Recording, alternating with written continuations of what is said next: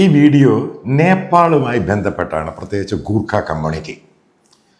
എല്ലാ മലയാളികൾക്കും ഗൂർഖകളെ അറിയാം, വീടിൻ്റെ സെക്യൂരിറ്റി. അതേപോലെ ഇന്ത്യൻ ആർമിയുടെ Gorkha regiment, one of the best regiment Indian army.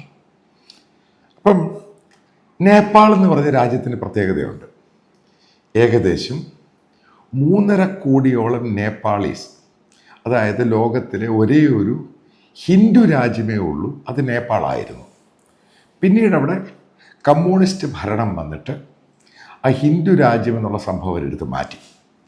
അപ്പോൾ അവിടെ കമ്മ്യൂണിസം വരാനുള്ള കാരണം കൂടെ നമ്മൾ അറിഞ്ഞിരിക്കണം. എന്തുകൊണ്ട് അവിടെ കമ്മ്യൂണിസം വന്നേ? അതായത് കാസ്റ്റുകൾക്കെതിരെയുള്ള വാറുണ്ടായി. വാറെന്ന് പറയുന്നത് ഒരു സോഷ്യൽ റിഫോംസും സ്ട്രക്ചറും ഉണ്ടായി. എന്താണ് അപ്പോൾ നേപ്പാളിലെ കാസ്റ്റ് എന്ന് പറയുന്ന സംഭവം, അതായത് ജാതീയത എന്ന് പറയുന്നത്? നേപ്പാളിൽ ഏകദേശം 81% ഹിന്ദു ബിലീഫ്സിലുള്ള കമ്മ്യൂണിറ്റിയാണ്, അതായത് ഗൂർഖകൾ. അപ്പം ആ ഹിന്ദു ബിലീഫ്സിലുള്ള ഈ സംഭവത്തിനകത്ത് ഇന്ത്യയിൽ എന്തൊക്കെയാണ് നേരത്തെ പ്രശ്നം ഉണ്ടായിരുന്നത്, നേരത്തെ അല്ല ഇപ്പോഴുള്ള പ്രശ്നമാണ് കാസ്റ്റ് ഡിസ്ക്രിമിനേഷൻ. അത് നേപ്പാളിൽ ഭയങ്കര കൂടുതലായിരുന്നു. അതായത് അപ്പർ കാസ്റ്റ് ചില പ്രദേശങ്ങളിലൊക്കെ പോയി, ഞാനിത് കണ്ടിട്ടുണ്ട്, അതുകൊണ്ടാണ് ഇത് പറയുന്നത്. അപ്പർ കാസ്റ്റ് താമസിക്കുന്ന ആ പ്രദേശങ്ങളിൽ കൂടെ ലോവർ കാസ്റ്റായിട്ട് ബാക്ക്വേർഡ് ക്ലാസ്സുള്ള ഗൂർഖകൾ സഞ്ചരിക്കാനുള്ള അനുവാദമില്ല. മനസ്സിലാക്കാൻ പൂർണ്ണമായിട്ടും 2 കൂട്ടർക്കും വേറെ വേറെ അമ്പലങ്ങളാണ്. ദലിറ്റ്സായിട്ട് ബാക്ക്വേർഡായിട്ടുള്ള ഗൂർഖകൾക്ക് സെപ്പറേറ്റ് അമ്പലം, അപ്പർ കാസ്റ്റിന് സെപ്പറേറ്റ്. അത്ര അതിക്രൂരമായിരുന്നു അവിടെ. അതുകൊണ്ടാണ് അവിടെ കമ്മ്യൂണിസം വന്നത്. അല്ലാതെ നേപ്പാളികൾക്ക് കമ്മ്യൂണിസ്റ്റുമായിട്ടുള്ള താല്പര്യം കൊണ്ടൊന്നും അല്ല അവിടെ കമ്മ്യൂണിസം വന്നത്. പിന്നീട് രാജഭരണമായിരുന്നു, അതുമായിട്ട് ബന്ധപ്പെട്ട സംഭവങ്ങൾ നിങ്ങൾ കേട്ട് കാണും. പിന്നെ ജനാധിപത്യത്തിലോട്ട് വന്നു. എന്നാലും രാജകുടുംബങ്ങൾ, അതായത് ഹിന്ദു രാജാക്കൾ. അപ്പം ഈ അവിടെയുള്ള ഹിന്ദു രാജാക്കൾ ഇവിടെ നമ്മുടെ ഗ്വാളിയോർ ഹിന്ദു രാജാവിൻ്റെ കുടുംബമായിട്ട് അന്യോന്യം കല്യാണം കഴിച്ചിട്ടുമുണ്ട്. അതായത് ഗ്വാളിയോർ എന്ന് പറയുന്നത് നമ്മുടെ ജ്യോതിരാദിത്യ സിന്ധ്യ, മാധവറാവ് സിന്ധ്യയുടെ ഒക്കെ ഫാമിലിയുമായിട്ട്. പിന്നെ അതേപോലെ ജയ്പൂർ രാജകുടുംബവുമായിട്ടും ഈ ഹിന്ദു രാജകുടുംബം ഈ നേപ്പാളിലുള്ളൊരു കല്യാണവും അന്യോന്യം ഒരു ബന്ധുക്കളാണ്. ഞാൻ പറയുന്ന സംഭവം എന്ന് പറയുന്നത്, ഇപ്പോൾ നേപ്പാളുമായിട്ട് ബന്ധപ്പെട്ടുള്ള ഗൂർഖകൾ ഏകദേശം 3.25-3.5 കോടിയുണ്ട്. ഞാൻ ഈ പറയുന്ന ലേറ്റസ്റ്റ് 2020 നടന്ന സെൻസസിലാണ്. അതേപോലെ തന്നെ അതിൻ്റെ അകത്ത് 81% ഹിന്ദു ബിലീഫ്സ്, ബാക്കി 8% ബുദ്ധമതത്തിലുള്ളവർ, 1.23% ഉള്ള ക്രിസ്ത്യൻ. അതാണ് അവിടുത്തെ സെൻസസിൽ പറയുന്നത്, അതായത് ലാസ്റ്റ് സെൻസസിൽ പറയുന്നത്. ഇനി ഇന്ത്യയുടെ ചില ഭാഗങ്ങൾ എടുക്കാം. ഇപ്പം ഇന്ത്യൻ ഭാഗത്ത് ഏകദേശം 2,67,00,000 ഗൂർഖകളുണ്ടെന്നാണ് നമ്മുടെ ഇന്ത്യ ഗവൺമെൻറ്റിൻ്റെ സെൻസസിൽ പറയുന്നത്. അപ്പം ഈ ഗൂർഖകൾ, ഈ രണ്ടും ഒരേ ഗൂർഖ. അപ്പം ഇന്ത്യയുടെ ആർമി റെജിമെൻറ്റ്, ഗൂർഖ റെജിമെൻറ്റിൽ ഏകദേശം 67,000 പേരുണ്ട്. അതിനകത്ത് 60% ഇന്ത്യൻ ഭാഗത്തുള്ള ഗൂർഖകൾക്കും 40% നേപ്പാളിലുള്ള ഗൂർഖകൾ. ഇങ്ങനെയാണ് ആ കാൽക്കുലേഷൻ പോകുന്നത്. അപ്പം അടുത്ത എൻ്റെ പ്രധാനപ്പെട്ടൊരു പോയിന്റ്,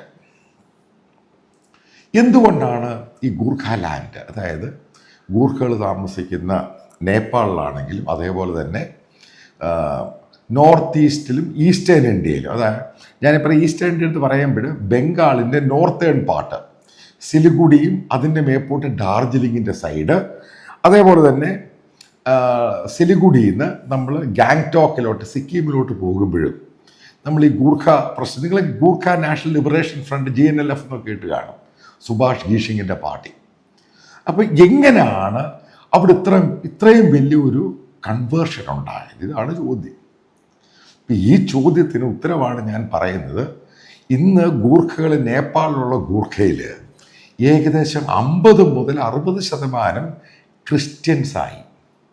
അതായത് ഹിന്ദു മതത്തെ വിശ്വാസത്തിലുള്ളവരും അതേപോലെ ബുദ്ധമത വിശ്വാസത്തിലുള്ള ഇന്ത്യയിലുള്ള ഗൂർഖകളിലും 50 മുതൽ 60%. ഞാനത് ഒഫീഷ്യൽ കണക്കല്ല പറയുന്നത്, പക്ഷെ വ്യക്തമായ ഡാറ്റ ഉണ്ട് എൻ്റെ കയ്യിൽ. ആരാണിത് റിസർച്ച് ചെയ്ത് അതുമായിട്ട് ബന്ധപ്പെട്ട്. ഇനി മറ്റൊരു സംഭവം നിങ്ങൾ മനസ്സിലാക്കണം, നേപ്പാളിൽ ക്രിസ്ത്യൻ ചർച്ചുകൾ പ്രവർത്തിക്കുവാൻ പാടില്ല, നിയമമാണ്. ചർച്ച ഉണ്ടാക്കാൻ പാടില്ല. അവിടെ ഒരു ഫോറം പോലെ ഉണ്ടാക്കിയിട്ടാണ് ആൾക്കാർ ചർച്ചയിൽ പോകുന്നത്. ഇനി ഡാർജിലിങ്ങിലെയും നേപ്പാളിലൊക്കെയുള്ള പല അതിപ്രശസ്തമായ ഹൈന്ദവ ക്ഷേത്രങ്ങളുണ്ട്. ഈ ഹൈന്ദവ ക്ഷേത്രങ്ങളിലൊന്നും തന്നെ ഇപ്പോഴാളുകളില്ല. നിങ്ങളതില്ലെങ്കിൽ ഡാർജിലിംഗിൽ പോവുകയാണെങ്കിലും ഈ ഗാങ്ടോക്കിൽ പോകുന്ന വഴി നിങ്ങൾക്ക് കാണാൻ പറ്റും, അവിടെയും ഹിന്ദു കമ്മ്യൂണിറ്റി ഉണ്ടായിരുന്നു, ബുദ്ധിസ്റ്റ് കമ്മ്യൂണിറ്റി. ഞാൻ പറയുന്നത് സിക്കിമിൻ്റെ കാര്യം.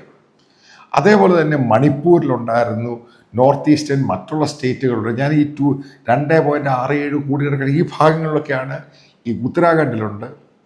ഇവിടെ ഉള്ള ആളുകളിൽ പ്രത്യേകിച്ച് നേപ്പാളുമായി ചേർന്ന് കിടക്കുന്ന ആളുകളിലാണ് വലിയ രീതിയിൽ കൺവേർഷൻ ഉണ്ടായിരിക്കുന്നത്. മാസീവായിട്ടാണ് കൺവേർഷൻ ഉണ്ടായിരിക്കുന്നത്. ഇതിൽ പല മലയാളികളും ഇതിൻ്റെ അകത്ത് പ്രവർത്തിച്ചിട്ട് മലയാളികളായിട്ടുള്ള മിഷണറി വർക്ക് ചെയ്യുന്ന പ്രത്യേകിച്ച് പെൻറ്റകോസ്റ്റുകാർ ഇതിൻ്റെ അകത്ത് വർക്ക് ചെയ്തിട്ടുണ്ട്. അപ്പോൾ ഗൂർഖകളുണ്ടായ ഈ മാറ്റം എന്ന് പറയുന്നത്, അതായത് നമുക്ക് വളരെ വിസിബിളായിട്ട് സിലിഗുഡി പോവുകയാണെങ്കിലും ഡാർജിലിംഗിൽ പോവുകയാണെങ്കിൽ കാണാൻ സാധിക്കും.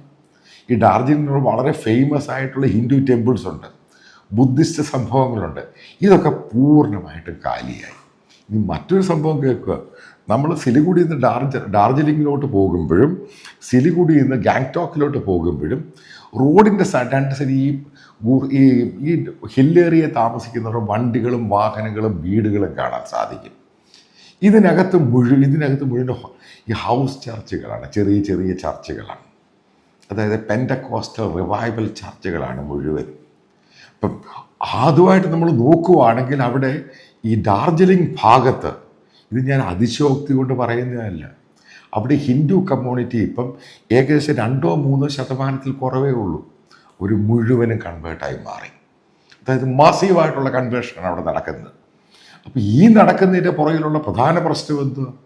ഒരേ ഒരു പ്രശ്നമാണ്. ഹൈന്ദവ കമ്മ്യൂണിറ്റിയിൽ അതായത് ഹിന്ദു ബിലീവേഴ്സിനിടെ നിലനിൽക്കുന്ന കാസ്റ്റ് ഡിസ്ക്രിമിനേഷൻ. അത് കയറി അടിച്ചു.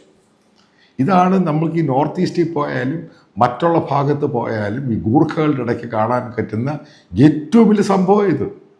ഇനി അതുവഴി നമ്മൾ പോകുന്ന വണ്ടികളും ബസ്സുകളും ഓട്ടോറിക്ഷകളും അവരുടെ ചെറിയ വാഹനങ്ങൾ സ്കൂട്ടറുകളൊക്കെ ഒന്ന് ശ്രദ്ധിച്ചോണം. ഇതിനകത്തൊക്കെ Jesus bless you, God bless you സംഭവങ്ങളാണ് എഴുതിയിരിക്കുന്നത്, വീടുകളുടെ മുമ്പിൽ വരെ. അത് മനസ്സിലാക്കുക. ഗൂർഖകളാണെങ്കിൽ നല്ല ഹൈന്ദവ വിശ്വാസികളായിരുന്നു. കാരണം അവർ വലിയ ബലി അർപ്പണ സംഭവം നിങ്ങൾ കേട്ട് കാണും. ഇത്ര കാളകളെ കൊല്ലുന്നു, ഇങ്ങനെ ആ പൂർണ്ണമായിട്ട് അതൊക്കെ ഇല്ലാതായി. അതാണ് മനസ്സിലാക്കേണ്ട പ്രധാനപ്പെട്ട പോയിന്റ്.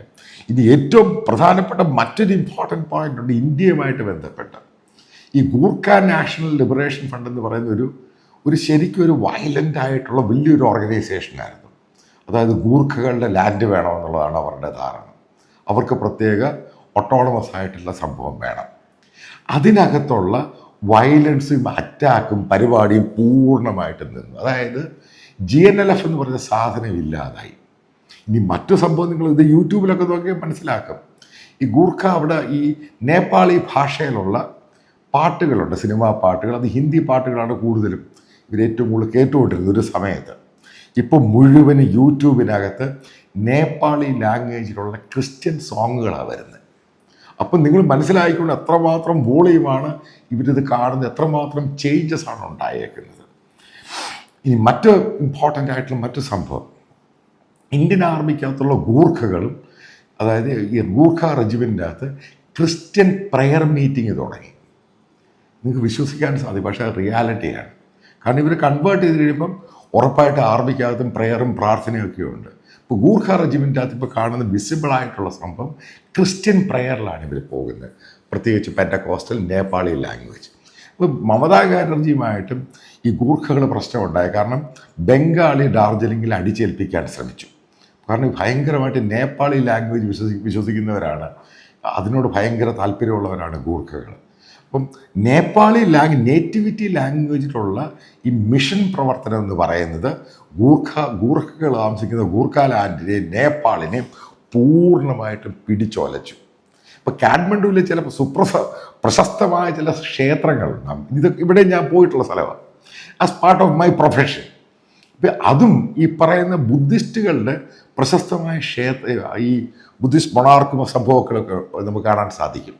അപ്പോൾ അവിടെയും ഭയങ്കര മാറ്റമാണ് ഉണ്ടായത്. അപ്പം നിങ്ങൾ ചോദിക്കുക ആരാണ് ഇതിന് നേതൃത്വം കൊടുത്തത്? ഉറപ്പായിട്ടും ഈ ഗൂർഖ ലാൻഡിലും, അതായത് ഇന്ത്യൻ ഗൂർഖ സൈഡിലും നേപ്പാളിലും ഏറ്റവും കൂടുതൽ വർക്ക് ചെയ്തത് ഈ കൊറിയയിൽ നിന്ന് വന്ന മിഷണറിമാരാണ്. അതാണ് അവിടെ സംഭവിച്ചത്. ഞാൻ നേരത്തെ കൊറിയയെ പറ്റി പറഞ്ഞു.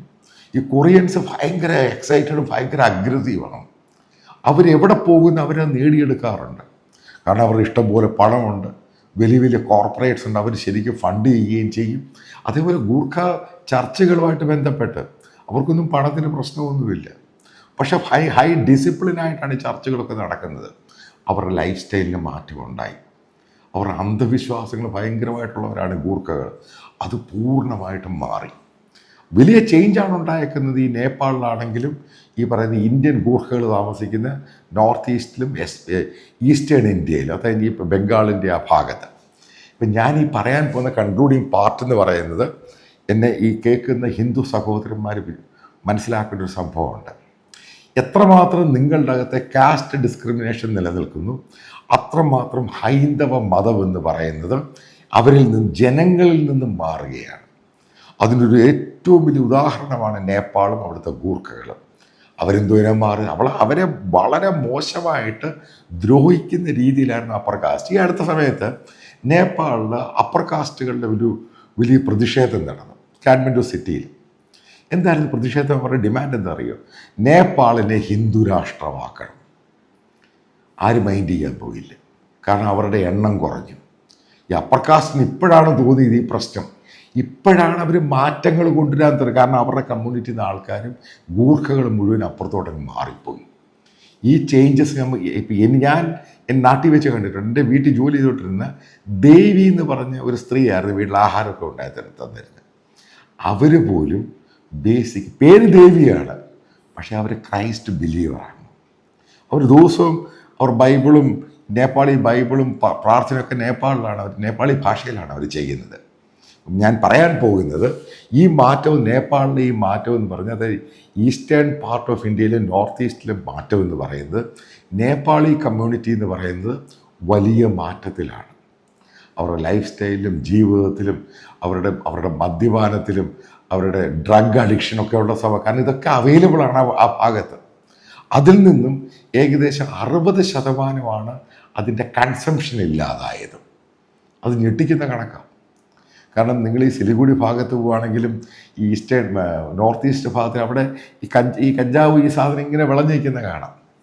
അതിൻ്റെ കൺസംഷൻ കുറഞ്ഞു. കാരണം ഇവർ ക്രിസ്ത്യൻ ബിലീഫ്സിലോട്ട് വന്നു കഴിഞ്ഞപ്പോൾ നാച്ചുറലായിട്ട് ഈ സാധനം കുറഞ്ഞു. ഇവരുടെ വയലൻസ് എന്ന് പറഞ്ഞാൽ, അതായത് GNLF സംഭവം അതില്ലാതായി.